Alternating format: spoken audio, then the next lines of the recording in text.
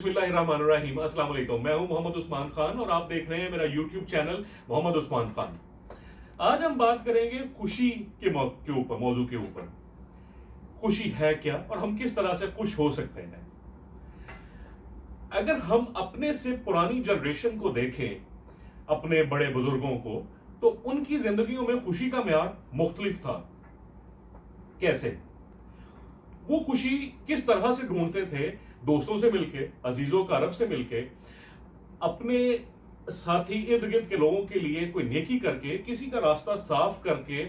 खरबूजा मीठा निकल आया, तरबूज लाल निकल आया, आम खाते हुए आम लीक नहीं हुआ, टॉफी खा ली, समोसे ले आए, बारिश हुई तो बड़ा भाई जलेबियां ले आया।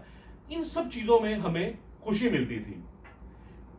कहीं पे दाखला ले लिया, पास हो गए, मैट्रिक कैफे कर लिया, घर बना लिया, हज उमरा कर लिया, माँ बाप के लिए एक सूट ले आए, बहन के लिए ज्वेलरी ले आए, बीवी के लिए वक्त से पहले घर पहुंच गए, बच्चे हो गए, उनको पढ़ा लिखा दिया, उनकी शादियां कर दी, एक छोटा सा घर बन गया, और इसके साथ साथ नाना नानी दादा दादी बन गए। और एक चीज का सवाल ही पैदा नहीं होता था कि हम पूछें किसी से कि तुम ईद पे आओगे। एक अंडरस्टूड बात थी कि सबने ईद पे इकट्ठे होना है और मिलकर ईद को एंजॉय करना है।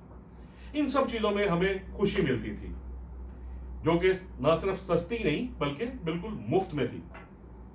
और फिर वक्त गुजरता गया और फिर हम मॉडर्न हो गए, और फिर हमने टेक्नोलॉजी को और बाकी चीजों को अपनाना शुरू कर दिया।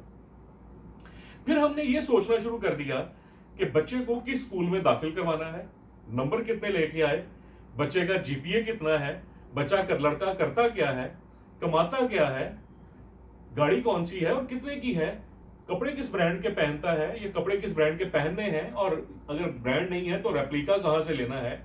हमने अपने आप को इन सब चीजों में जो है वो फंसाना शुरू कर दिया। फिर हमारे एक टाइम था कि जब बच्चों को मुल्क के हालात का बड़ा अंदाजा होता था, पता होता था। आजकल के बच्चों को फौज के ओहदों का तो पता हो या ना हो, लेकिन उन्हें यह जरूर पता है कि डीएचए किस शहर में वाक़या है।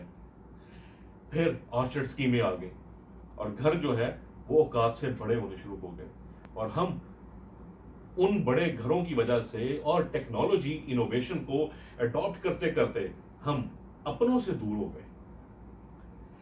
आमदन नहीं बढ़ी, लेकिन हमने क्रेडिट कार्ड्स के ऊपर फ्रिज भी ले ली, टीवी ले लिया, बाकी जो है गैजेट्स वो भी ले लिए, सब चीजें आनी शुरू हो गई, गाड़ियां ले ली, बैंक से लीज करवा ली, मोटरसाइकिल ले लिए, बाकी चीजें भी कर ली, और आहिस्ता आहिस्ता सबके क्रेडिट कार्ड भी बनवा लिए। और हुआ क्या कि फिर इन सब के बिल आने शुरू हो गए, और जब बिल आने शुरू हुए तो बिलों की लिस्ट लंबी होनी शुरू हो गई।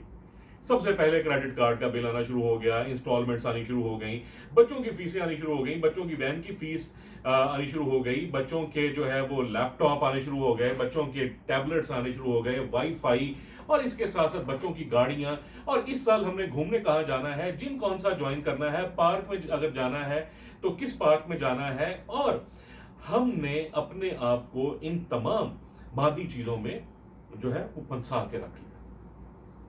हमने ये सोचना शुरू कर दिया कि हमने अगर जहाज का सफर करना है तो किस एयरलाइन से सफर करना है। आप यकीन माने कि चार्टर्ड त्यारे में सफर करके खुशी नहीं मिलती, खुशी मिलती है आपको महसूस करके। जब आप महसूस करते हैं तो आपको खुशी तब मिलती है। आज भी अगर हम कोशिश करें तो हम दोबारा से खुशी को हासिल कर सकते हैं। ये जो हमने आजकल अपने इर्द गिर्द एक खौल या एक आर्टिफिशियल सी लाइफ का एक दायरा बनाया हुआ है, इसमें शोर शराबा तो बहुत है, लेकिन इसके साथ साथ परेशानी का भी अंदाजा नहीं है। परेशानी भी बहुत बेहिसाब हमने अपने लिए इकट्ठी कर ली है।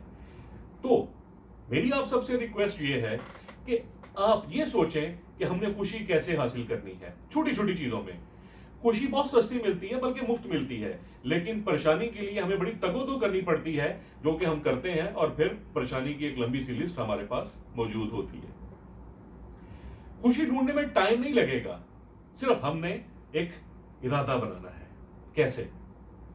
हमने अपने दोस्तों से दोबारा राब्ता रखना है, दोस्तों से दोबारा से बातचीत स्टार्ट करनी है। हमसाये की बेल बजाएं, उससे मिलें, उससे बात करें, पुराने दोस्तों से राब्ता करें, उनसे राब्ता करके उनसे बातें करें, लेकिन अपनी डिग्रियों, अपनी फैक्ट्रियों और अपनी तनख्वाह का ढोंस मत जताएं, बल्कि पुराने किस्से छेड़ें, पुरानी गुफ्तगू करें, पुरानी बातें करें और उनको एंजॉय करें, उनमें मजा लें। चाय में बिस्किट को डुबोकर खाएं, अगर टूट कर गिर गया तो कोई क़यामत तो नहीं आ जाएगी। सादगी अपनाएं, अपनों से तल्लकात को इस्तवार करें और खुशी को ढूंढने की कोशिश करें। हमने खुशी को पैसा खर्च करके हासिल करने का म्यार बना लिया, हालांकि हकीकत इससे बिल्कुल मुख्तलिफ है। मैं भी अपने इस वीक, आने वाले वीक में अपने कुछ पुराने दोस्तों से राब्ता करूंगा और उनको चाय पे बुलाऊंगा। आप भी अपने दोस्तों को मदु करें अपने घर पे, चाहे एक कप चाय पे बुलाएं, चाहे नाश्ता मिलके करें और उनके साथ पुरानी जो है यादों को ताजा करें।